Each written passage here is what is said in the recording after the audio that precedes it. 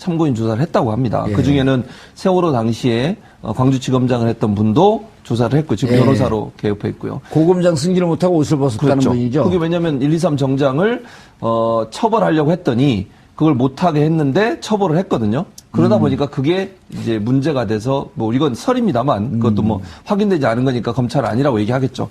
그것 때문에 고검장 승진에 탈락했다라는 그런 말들이 있습니다. 그것 때문에 변호사로 개업을 했고요. 예. 그분까지 조사를 했고 또 실제 민정수석실에 근무했던 사람들도 불러서 조사를 했고 그래서 검찰이 일단 칼을 가는 것 같아요. 왜냐하면 아시는 것처럼 특검에서 마지막 박영수 특검이 그런 얘기 했지 않습니까? 식사하는 자리에서 다음번에 청구하면 100% 발부될 거다.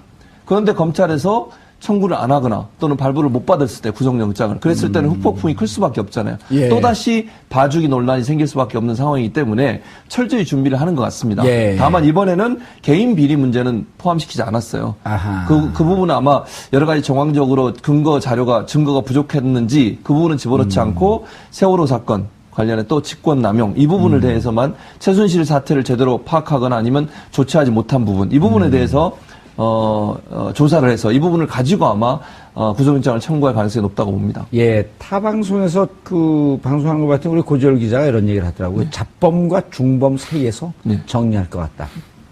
그리고 이것이 이제 국기문란이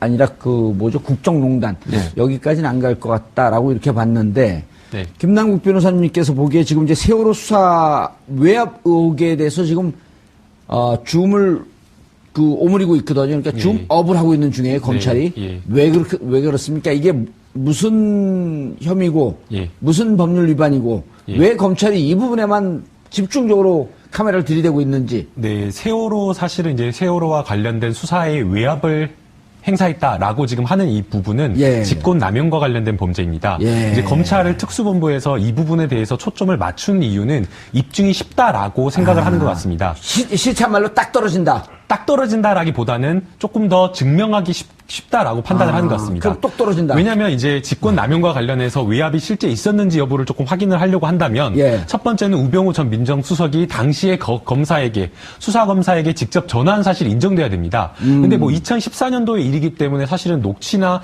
통화 기록을 확인하기가 어렵습니다. 예. 그런데 이제 이 부분과 관련해서 우병우 전 민정수석이 지난 청문회 때에 전화한 사실을 인정했습니다. 인정했죠. 예. 그렇기 때문에 일단 전화한 사실이 인정이 됐기 때문에 한 단계 더 넘어간 것이죠.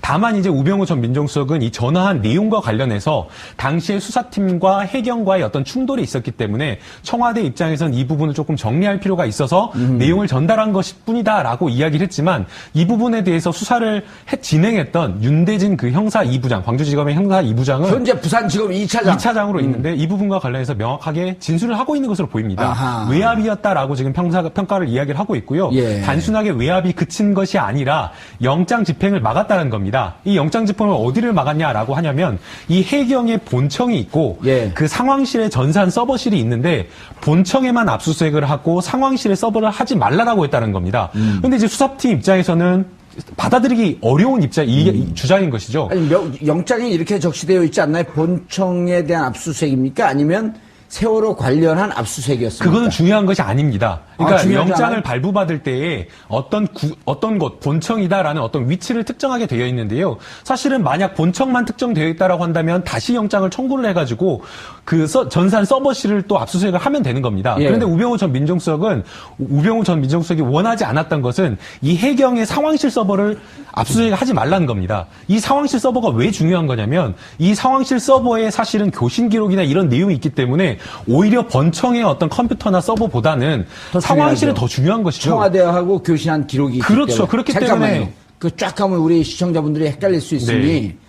자 그러면 우병우 그 양자의 이 증언이나 진술 이런 게 무척 중요해요. 예. 우병우 수석은 본인의 주장이 그거 별관이나 이런 것은 적시되어 있지 않으므로 별관에 있는 서버를 압수수색을 하려면 영장을 다시 받아와라라고 얘기를 한 건지 아니면 별관에 있는 서버는 압수수색 품목에서 제하라고 했던 건지. 그게 중요하지 않는 겁니다. 아, 또 왜 중요하지 그러냐면 않아요? 민정수석이 예. 민정수석의 역할이 뭡니까? 민정수석이 법원에서 압수수색을 하는 것에 대해서 하라 말아라 할 수 있는 권한이 있습니까? 전혀 없는 것이죠. 해경에서 이것은 압수수색이 영장의 범위를 넘어가는 것이기 때문에 우리가 받아들일 수 없다라고 해경은 그렇게 주장할 수 있을지 모르겠지만 해경에서 반대고 영장을 다시 받아와라라고 다시 말하면 해경 주장하면 되지. 그렇죠. 느닷없이 민정수석에서 하지 말라라고 할 수가 있는 것이 아닌 거죠. 감나라 배나라 할 일이 아니다. 이유가 없는 거죠. 이게 직권남용이다. 그렇죠. 그 다음에 이제 하나 또 이제, 물론 이제 내용이나 어떤 이런 부분을 서로가 다르게 주장을 할 수는 있지만, 이 부분과 관련해서 형사 2부장, 일개 부장검사가 해경의 전산실 서버를 압수수색 하느냐 마느냐, 그런데 민정수석에서 하지 말라는 어떤 전화가 왔다라고 한다면, 이거를 본인 선에서 결정을 할 수 있지 않았을 거라고 생각이 됩니다. 분명히 당시에 지검장이었던, 광주지검장이었던 그 변찬우 예. 지검장에게도 보고를 했을 것으로 보고를 생각이 되고요. 했죠. 예. 그렇다고 한다면 이 부분에 대해서 수사팀 간의 논의, 그리고 또 변찬우 지검장이 어떻게 하라라고 하는 어떤 그런 지시가 있었다라고 한다면, 두 사람의 진술 내용이 확보가 된다라고 한다면 우병우 전 민정수석이 이 부분에 대해서는 빠져나갈 수 없다라는 겁니다. 또 특히나 이분이 이 두 사람의 어떤 진술이 그냥 보통 일반인의 진술이 아니라 수사를 수십 년간 하는 어떤 법조인과 검사의 진술이기 때문에 예. 훨씬 신빙성이 높고 직권남용과 관련해서 법적으로 유죄를 처벌하는 데 굉장히 유력한 증거가 될 수 있다는 것이죠. 알겠습니다. 예. 여기서 뭐 이거는 그냥 좀 참 부차적인 것이긴 하지만 어쨌든 그 뒤에 윤대진 부장검사는 차장으로 승진을 했고 그다음에 이 변찬우 당시 광주지검장은 옷을 벗었잖아요. 예. 네. 고검장 승진이 안 되는데 잠깐만요. 그렇게 넘어가기 전에 네. 고검장 승진이 유력했던 분인가요? 어떻게 됐던가요, 변찬우? 그건 잘 모르죠. 예, 그건 잘 근데 모르겠습니다. 광주지검장이면 고검장 승진에 어쨌든 케이스에는 들어가 있던 이제 분이고. 제가 이제 광주 출신이고 광주 법조계를 좀 알기 때문에 제가 그때 당시에 광주에서 들은 법조인들한테 들은 이야기는 예. 사실은 이제 세월호 수사 같은 경우는 굉장히 국민적 관심이 높은 수사 아니겠습니까? 예. 그렇기 때문에 굉장히 수사나 이런 부분에 있어서 고생을 했고 힘들었기 때문에 일반적으로 이런 큰 국가적인 사건을 수사를 하고 나면 영전을 하는 게 맞다라고 합니다. 아, 그런데 이제 그 고검장으로? 부분과 관련해서 영전을 하지 못하고 오히려 승진해서 누락됐기 때문에 이 부분과 관련해서 결국에는 청와대의 심기를 거스른 거 아니냐라는 아하. 그런 이야기가 있었습니다. 알겠습니다. 예, 말씀하시죠. 그 이정 기자님. 동명이인일 수 있는데 예. 윤대진 검사가 이 2001년에 이용호 게이트 특검팀의 우병우 검사가 당시 특별수사관으로 일을 했는데 예. 거기에 윤대진 검사 이름이 나와요. 예. 그래서 동명이인일 수도 있지만 어쨌든 이제 그런 그 같이 일했을 수 있는 이제 그런 게 있고 어쨌든 그 뒤에 한 명은 승진을 하고 한 명은 옷을 벗었단 말이에요. 그리고 조사를 윤대진 차장은 4월 3일 날 하고 그다음에 4월 4일에 변찬우 변호사를 했는데 그때 어떤 이 받아들인 사람과 받아들이지 않은 사람 어떤 그런 차이, 그다음에 진술의 차이 이게 미세하게 있을 수도 있는 것 같습니다. 그러니까 어허. 그런데 그러면은 그게 몇 년도라고요? 2001년 12월에부터 시작됐던 수사입니다. 2001년 12월 무슨 수사요? 이용호 게이트 특검. 이용호 게이트 특검. 네. 야, 근데 이게 애매하네요. 그 윤대진 차장 검사하고 우병우 수석하고 나이는 엇비슷하고요. 우병우 수석은 19기인데 여기 윤대진 검사는 25기거든요. 25기면 2001년도에 검사가 됐나요? 25기. 충분히 될 수 있는 나이죠. 예, 25기면은 네. 몇 년도 인간이죠, 이게? 그거는 이제 인과는 예. 반드시 검사를 뭐 졸업했다고 그래도 그러니까 대체로. 연수원 수료했다고 대체로 한다고 하면 한 23년 전 정도로 봐야 될 것 같습니다. 90년. 그렇죠. 90년 중반쯤에는 예, 90년 이미 중반 정도, 네. 왜냐면 우리 후배가 24기거든요. 아. 그러니까 그때쯤인데 그러면 2001년 이용호 특검 이게 그 비슷한 때의 사건이기도 하겠네요. 네. 하여튼 뭐 이거는 뒤에 좀 다시 한번 제가 이제 자료를 보다 보니까 예. 동명이인인지 하여튼 이름이 나왔어요. 그때 둘이 싸웠대요? 아니 그게 아니에요. 그때는 당시에 3인방으로 불리면서 수사를 제법 잘 했던 것 같습니다. 같이 있었는데 지금은 이제 세월이 흘러갖고 좀 다른 포지션에 있었을 수도 있겠다. 이걸 지적을 하신 거예요. 그리고 이 우병우 전 수석의 경력을 쭉 보다 보면은 수사에 관한 압력을 많이 받아요. 네, 그래서 또 너무 거물을 건드리다가 물을 먹기도 하고 이런 일련의 과정을 겪으면서 노하우가 좀 생겼을 수도 있고요. 예. 아니, 그 우병우 수석은 유명하긴 최진봉 교수님, 예. 그 MB 정권 출범하자마자, 예. 김윤옥 여사인가요? 그 MB 그 부인이 부인이죠. 김윤옥 여사의 사촌 언니인가 공천 네, 언동 있었죠. 때문에 구속되는 네, 사태가 있는데 그랬었죠. 그거 조사한 사람이 우병우 검사예요. 네, 그랬었죠. 그러시죠. 예. 그래갖고 MB 정권 내부에 내내 네. 두 가지 일 때문에 그러니까 그렇게 친인척을 건드렸다라고 하는 것 또 하나는 네. 노무현 대통령을 결국 죽음으로 몰고 가는 그럴 수 그 있죠. 수사를 일선 수사 담당 검사였기 때문에 MB 정부로서도 승진시키거나 검사장으로 승진시키는 좀 부담스럽다라고 하는 그렇죠. 후문은 있었단 말이에요. 네, 맞습니다. 그래서 수사 아주 핵심적으로 특수를 통해서 수사는 제일 잘하는 검사로 그랬었죠. 네. 그렇게 알려져 있었는데 진급을 못했잖아요. 예, 그러니까. 그런데 그 1, 2, 3정은 또 어떤 내용이죠, 그게? 그 1, 2, 3정 같은 경우에는 1, 2, 3 정장이죠. 정장이죠. 예, 예. 그러니까 그 배의 선장이라고 할 수 있겠죠. 그렇죠. 그 해경에. 예. 근데 업무상 과실치사 혐의가 있어요. 그러니까 제대로 구조를 안 했다고 하는 거잖아요. 예. 업무를 하는 과정에 있어서 과실이 있어서 사람이 사망에 이르게 했다는 거 아니겠습니까? 그 범죄 행위로 기소를 하려고 했어요. 예. 그때 당시 광주지검장이 그랬는데 우병우 전 수석이 전화를 해서 하지 말라고 압력을 넣은 거죠. 예, 과실치사 혐의로 기소하지는 기소하지 마라. 말라고. 아하. 그러면 결국은 뭐냐면 1, 2, 3정의 정장은 책임이 없는 거잖아요. 예. 왜냐하면 1, 2, 3정 정장이 책임이 있게 되면 국가가 제대로 생명을 구하지 못했다고 하는. 구조 작업을 제대로 하지 못했다. 그렇죠. 왜냐하면 아하. 해경은 국가 기관이지 예. 않습니까? 그러다 보니까 결국은 우병우 전 수석 입장에서는 정부의 책임을 좀 무마시키기 위해서 1, 2, 3 정장을 업무상 과실치사로 기소하는 것을 방해하기 위한 작업을 했다고 볼 수 있죠. 이것도 사실은 고유의 어떤 그 광주지검장의 업무에 영향을 미쳐서 제대로 처벌을 못하게 만드는 그런 요소라고 볼 수 있기 때문에 이것도 직권남용이라고 볼 수 있는 부분인 거죠. 예.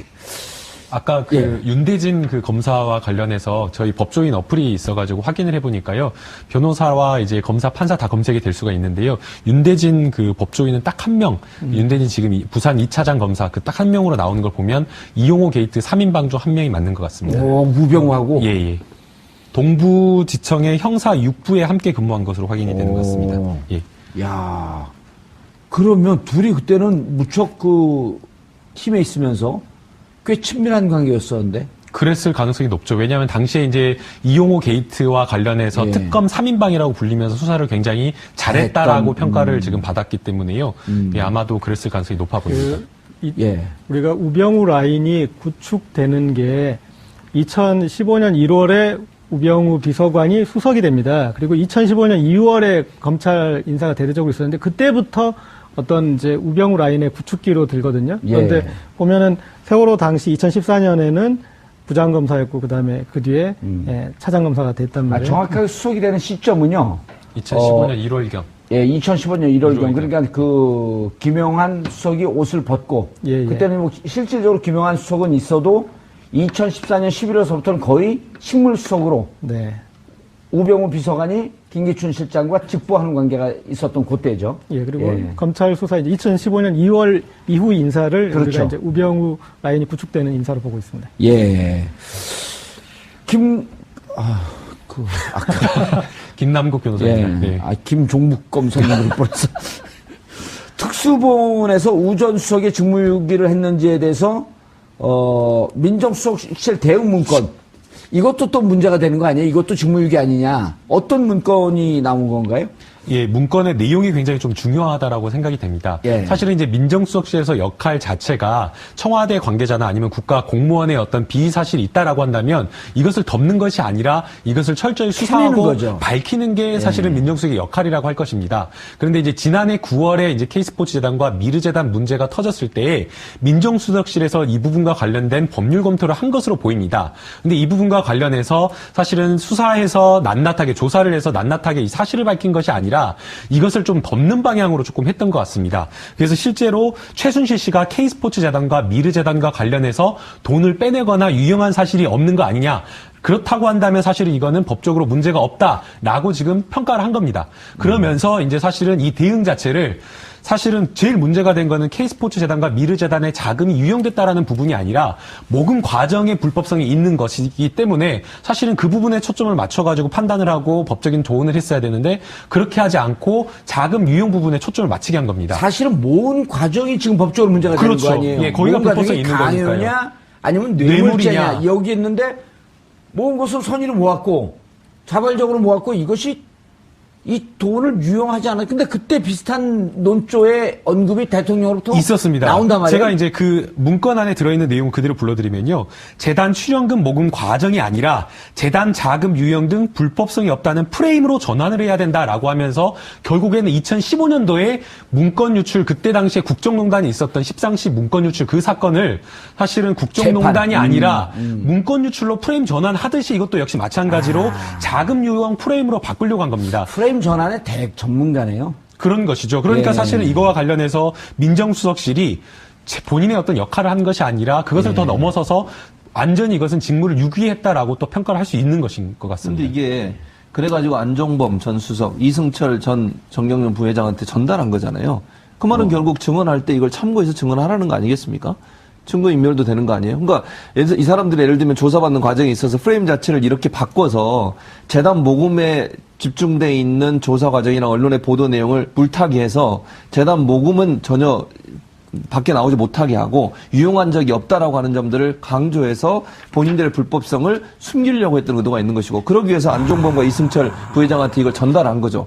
근데 본인은 지금 뭐라고 주장하냐면 본인은 모른다고 얘기해요. 어허. 근데 이해가 됩니까 이게? 민정수석실에 물론 문건인데. 그렇죠. 본인이 작성 안 했을 수는 있지만 본인이 이걸 모르는 상태에서 그런 밑에 비서관이 스스로 작성해서 이걸 전달했다는 거잖아요. 아니 본인이 전결 사항이겠죠. 그렇죠. 민정수석실 문건이면. 당연하죠. 수석실에서 나오는 문건을 수석이 모르고 밑에서 비서관들이 일방적으로 행정관이나 비서관이 작성해서 이승철 부회장이나 아니면 안종범 수석한테 전달했다. 이걸 누가 믿을 예. 수 있겠습니까? 말이 안 되는 거 아니겠어요? 그러니까 김남국 변호사님, 예. 이게 이쯤 되면은 우병우 수석이 내가 그 국가 중요 직책으로 있으면서, 청와대 중요 직책으로 있으면서 국정농단도 눈을 감았고 사실 이마저마해서 이런 일을 했습니다라고 하면서 국민들에게 양심 고백하고 자백하는 게 맞는 거 아니에요? 아니, 당연히 맞는 거죠. 그러니까 예. 법률적으로 죄가 되느냐 안 되느냐를 떠나서 사실은 최순실 씨의 국정농단을